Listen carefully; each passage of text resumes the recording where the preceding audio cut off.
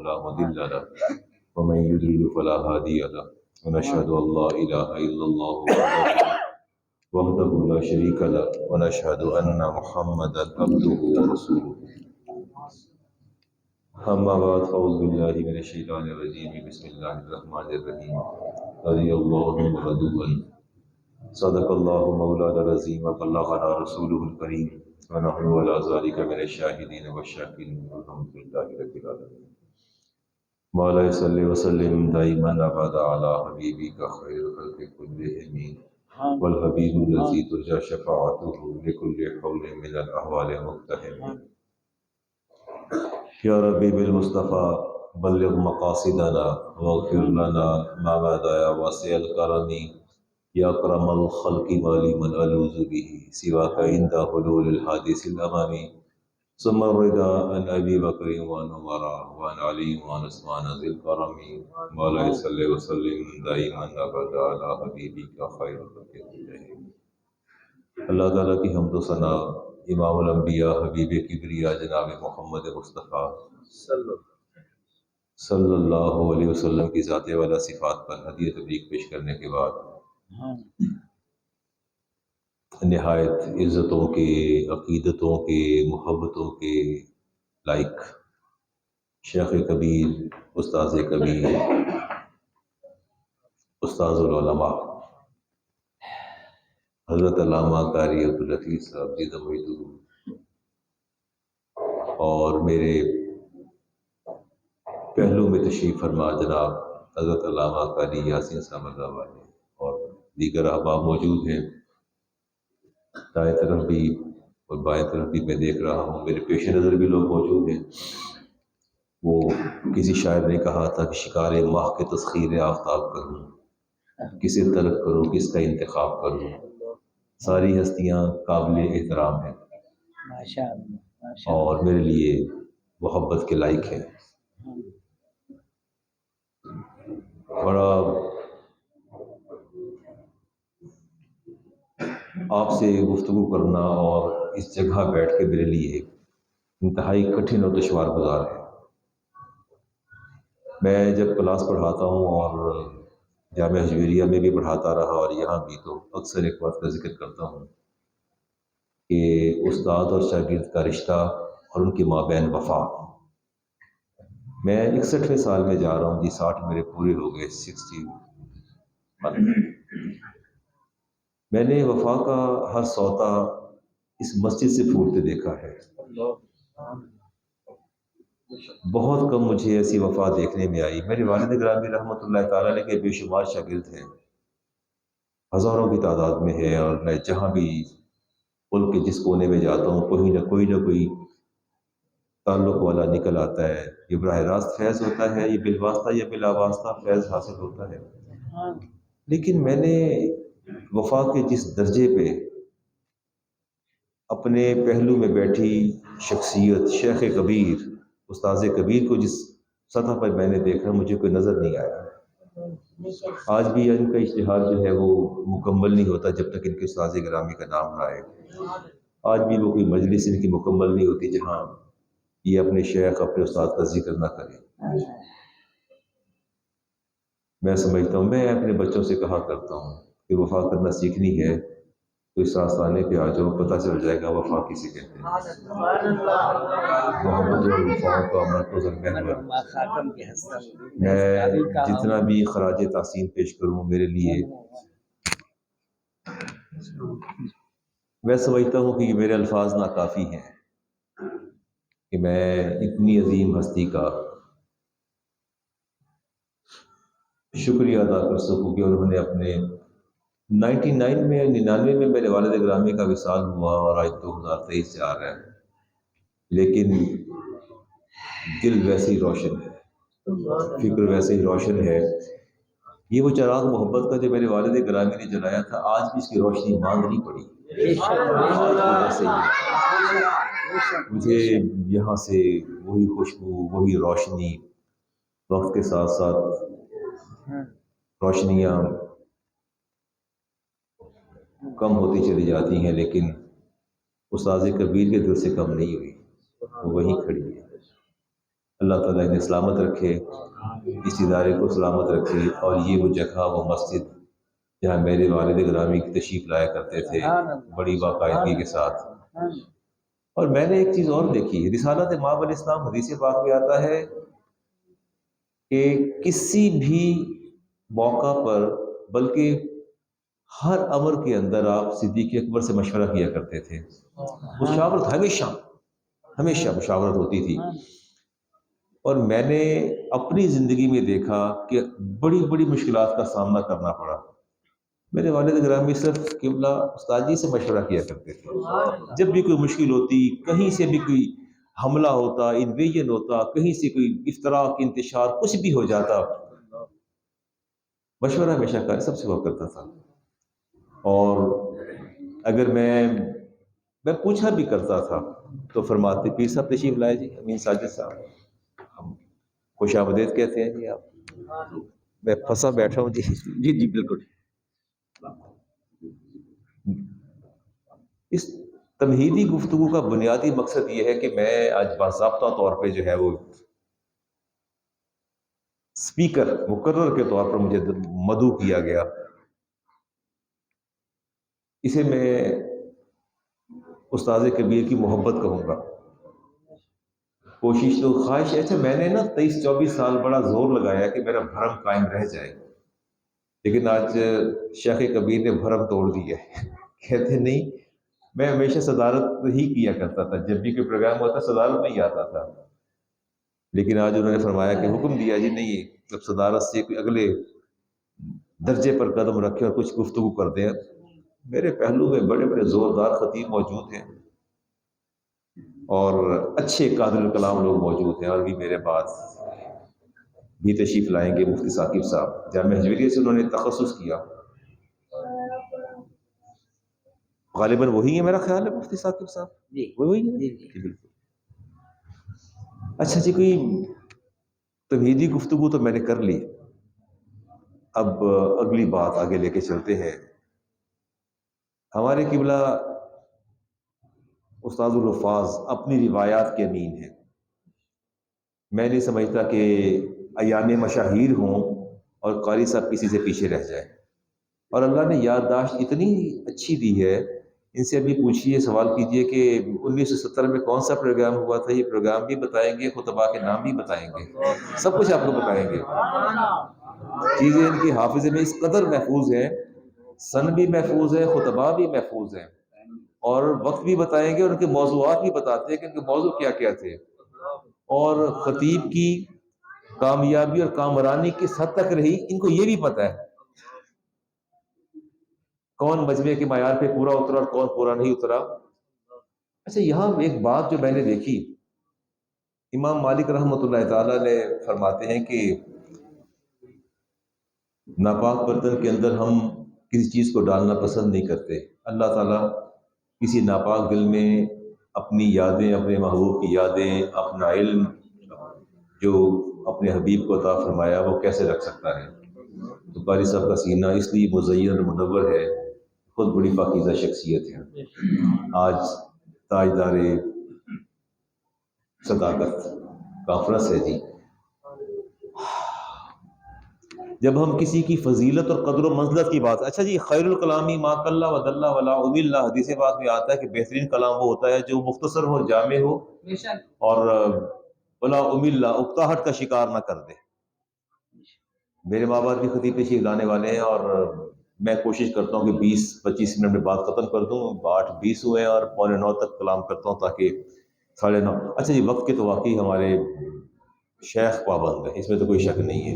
نعرہ تکبیر، آپ کو مل گئے نعرہ تکبیر،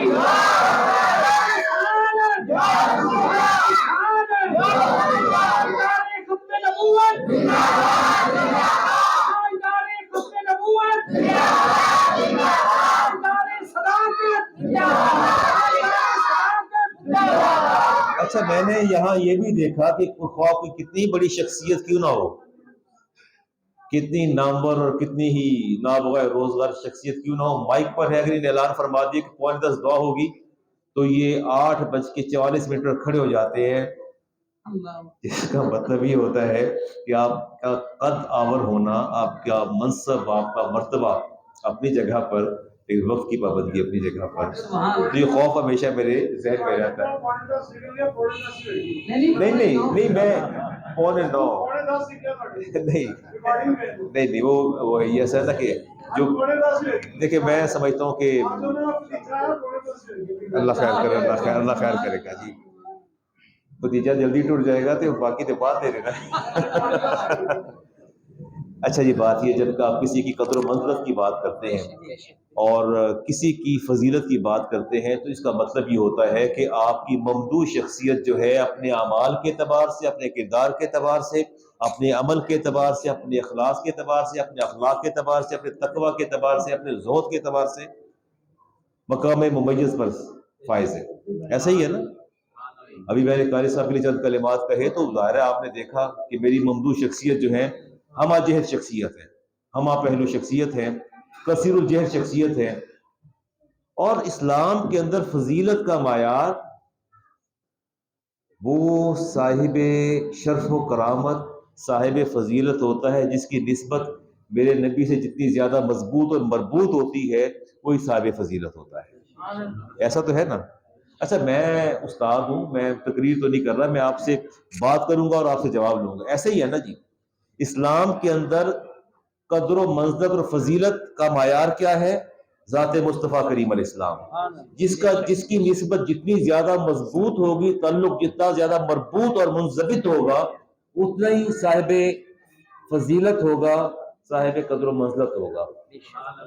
اور میں یہ سمجھتا ہوں کہ دین کی جو اساس اور بنیاد ہے وہ صحابہ کبار رضوان اللہ اجمعین پر ہے۔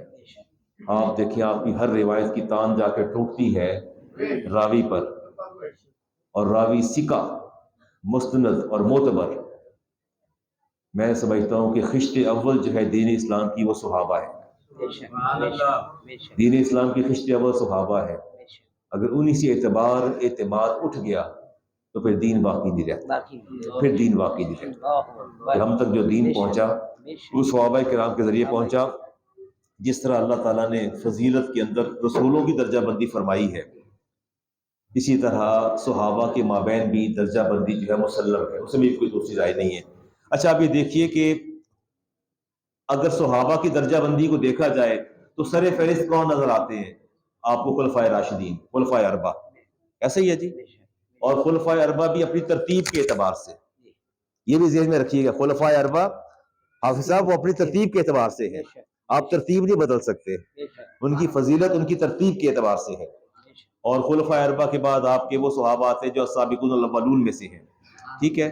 اس کے بعد وہ آتے ہیں جنہوں نے ہجرت کی، اس کے بعد بیعت عقبہ اولیٰ، بیعت عقبہ ثانیہ، پھر شرکائے بدر آتے ہیں، پھر شرکائے احد آتے ہیں۔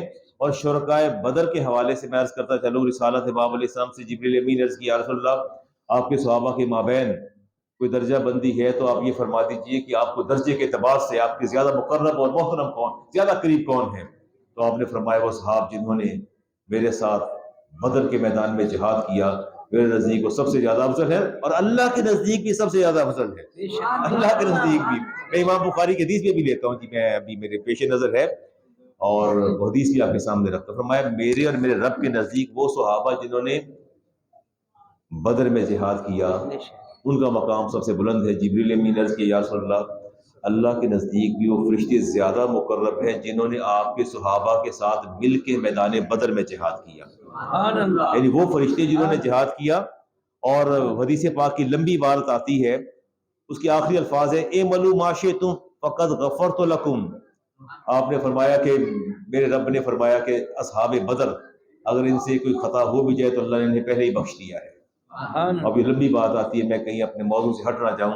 اصحاب بدر کا بڑا مقام ہے، اصحاب بدر، پھر اصحاب احد آتے ہیں، پھر صاحبان قبلہ تین آتے ہیں، پھر شرکائے صلح حدیبیہ آتے ہیں، شرکائے فتح مکہ آتے ہیں، اور پھر طلقاء جنہوں نے فتح مکہ کے بعد ایمان لائے۔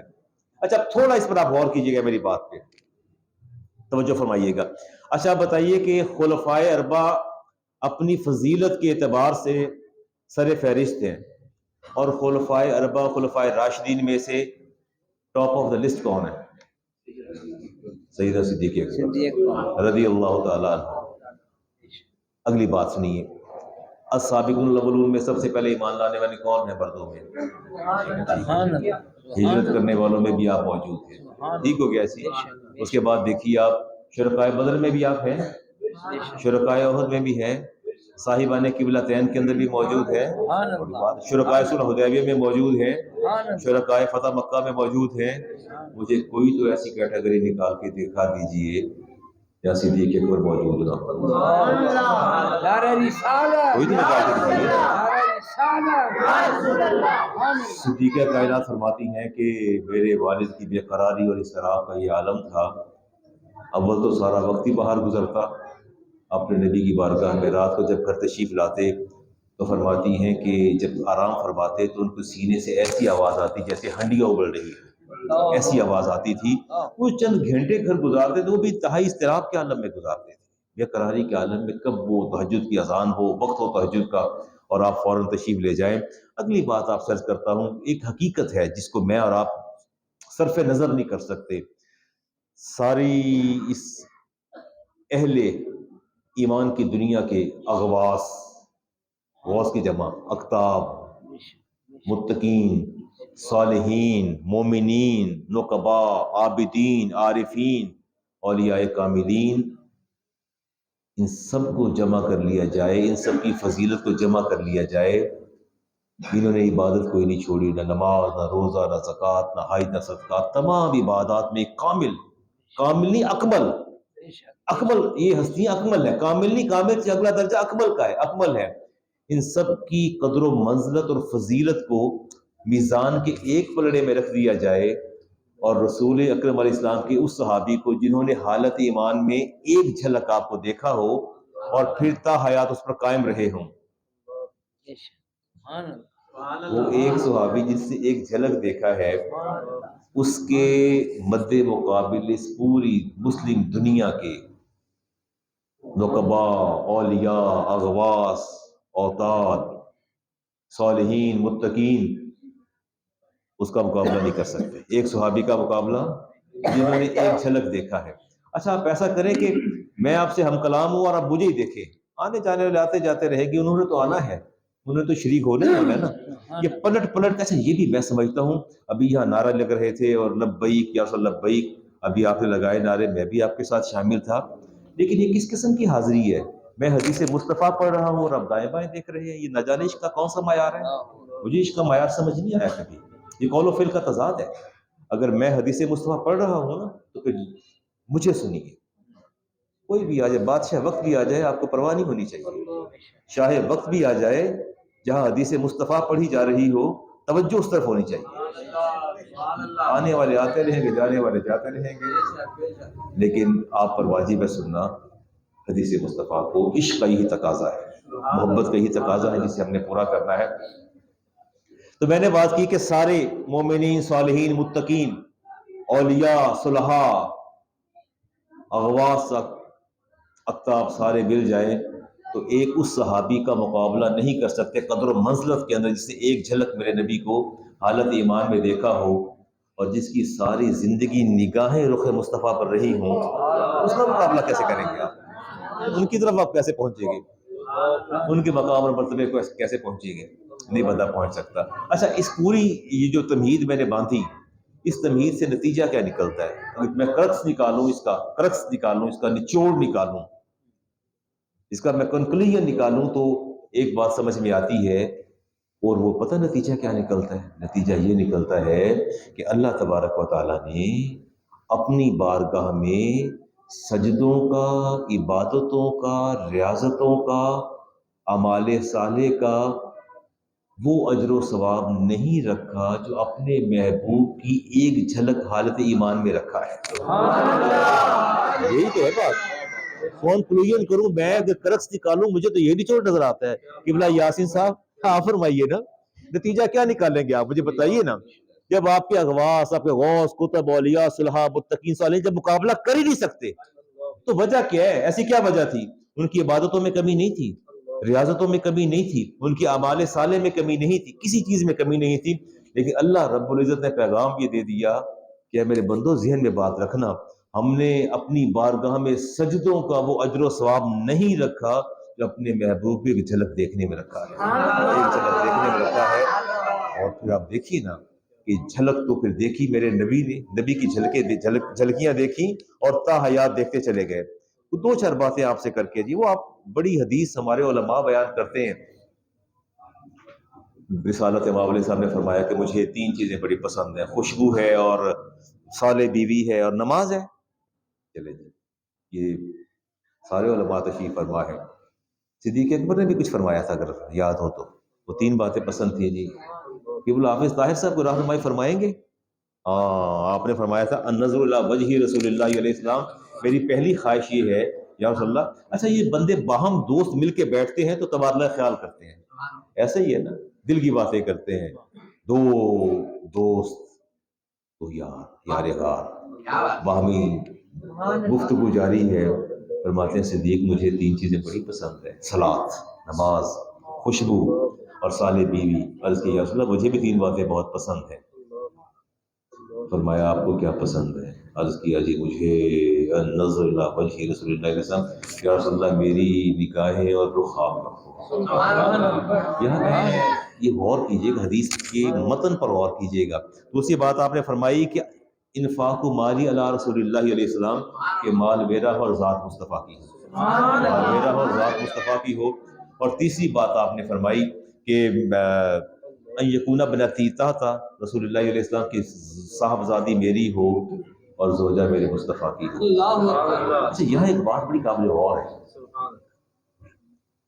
قیامت کے دن سب سے پہلے سوال کس چیز کا ہوگا؟ جب اعمال کھولے جائیں گے اور سوال کیا جائے گا تو نماز کا سوال ہے، میرا خیال نماز کا ہی ہے۔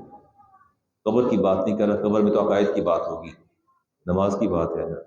میں سوچتا ہوں کبھی کبھی قرآن بھی تو نازل ہو رہا تھا، روزے بھی موجود تھے، نمازیں بھی موجود تھیں، صدیق اکبر نے کیوں نہیں فرمائی یا رسول اللہ مجھے نماز سے بڑی محبت ہے، روزوں سے بڑی محبت ہے، مجھے عبادت سے بڑی محبت ہے، تہجد سے بڑی محبت ہے، کیوں نہیں فرمایا؟ کیا وہ عبادات کی اہمیت سے غافل تھے؟ ویسے مجھے سمجھ نہیں آیا، 3 باتیں بتائیں اور تینوں کا ٹارگٹ ایک ہے، تینوں کا ہدف ایک ہے، اور وہ ہے ذات مصطفیٰ کریم علیہ السلام۔ تینوں کا نمازیں بھی تو موجود تھی نا، روزے بھی موجود تھے، صدقہ بھی موجود تھا، خیرات بھی تھی، زکوٰۃ بھی تھی، صلہ رحمی بھی تھی، حقوق العباد بھی موجود، ساری عبادت موجود تھی، اور ہر اجر و ثواب سے بخوبی آگاہ تھے کہ کس کس عبادت کا کیا اجر ہے۔ اس کے باوجود آپ کا یہ بیانیہ آنے والی امت کے لیے قیامت تک ایک مشعل راہ بن گیا۔ لوگوں بات یاد رکھنا، تمہارے اعمال ریت کے بکھرے ہوئے ذرات بن جائیں گے اگر ان کے پس پشت میرے نبی کی محبت نہیں ہوگی، اگر ان کے پس پشت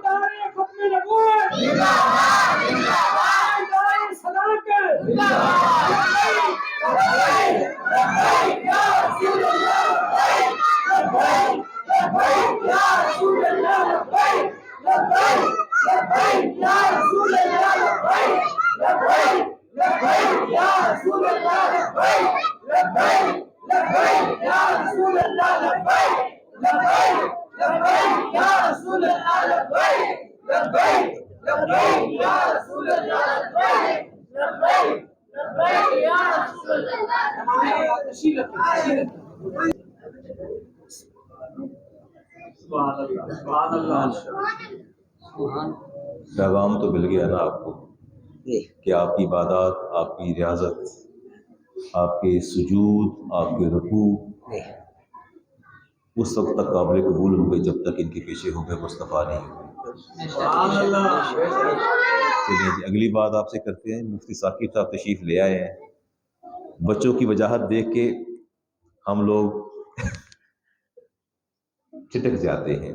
مفتی ثاقب صاحب اللہ تعالیٰ ان کو لمبی عمر عطا فرمائے اور ان کے علم و فضل میں برکات عطا فرمائے۔ انہیں دیکھ کے بہت عرصے بعد دیکھا، انہیں جامعہ ہجویریہ میں دیکھا کرتے تھے تو تخصص کرتے، درمیان میں شاید 1-2 ملاقاتیں، کچھ بھی ملاقاتیں، لیکن پھر شاید ان کی مصروفیت ہی ہے، میری مصروفیت رہی، کوئی درمیان میں جو ہے وہ قربتیں کم ہوئی اور فاصلے بڑھ گئے۔ تاہم دلوں کے مابین بود نہیں ہے، اللہ انہیں سلامت رکھے۔ یہ ہمارا اثاثہ ہے، آنے والی نسل ہماری متاع حیات اور متاع دین ہے، اللہ انہیں سلامت اور قائم و دائم رکھے، لوگوں کے دلوں کو گرماتے رہیں اور پیغام اپنا پہنچاتے رہیں۔ میں ایک دو باتیں کر کے، امام مسلم کی حدیث ہے جی، انس بن مالک اس حدیث کے راوی ہیں، فرماتے ہیں کہ چیزیں جو ہیں وہ محض اتفاق نہیں ہوا کرتا۔ رسالت امام علیہ السلام کی عمر مبارک کیا تھی جب وصال ہوا؟ سید صدیق اکبر کی، سید عمر فاروق، کیا آپ اسے محض اتفاق سمجھتے ہیں؟ آپ اسے محض اتفاق سمجھتے ہیں؟ ایسا نہیں۔ مفتی ثاقب صاحب اس پر روشنی ڈالیں گے، میں نشان چھوڑ کے نکل جاؤں گا، وضاحت مفتی صاحب فرمائیں گے۔ آئیے جی اگلی حدیث لیتے ہیں۔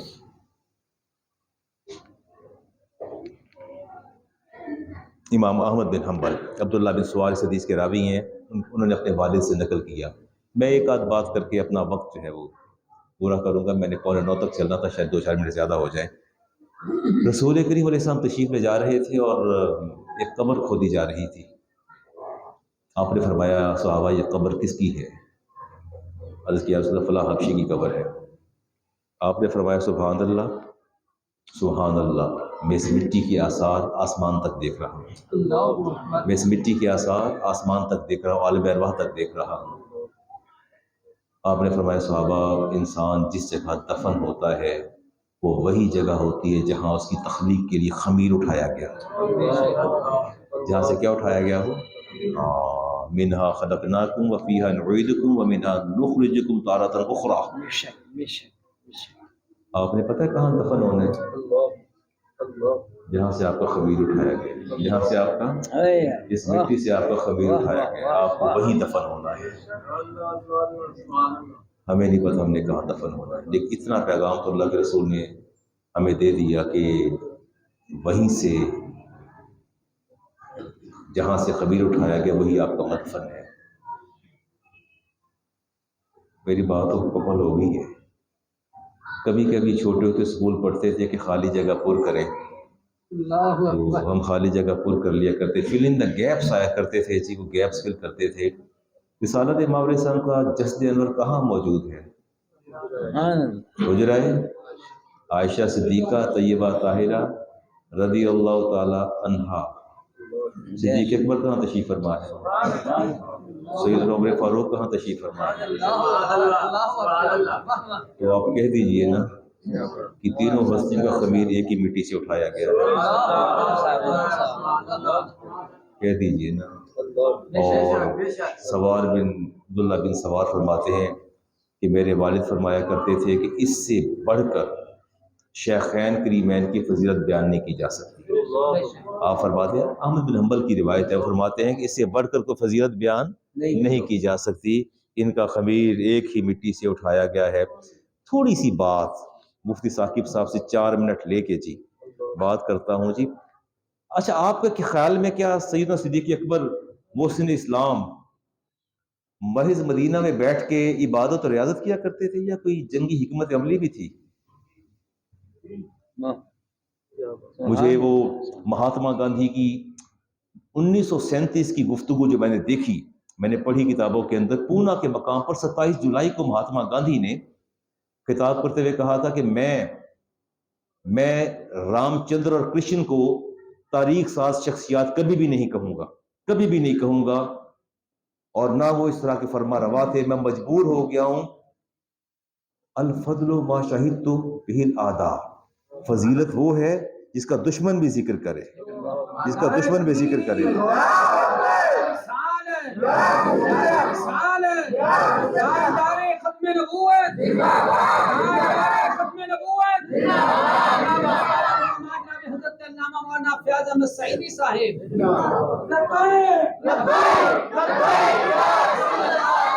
کوشش کرتے ہیں ختم کرنے کی۔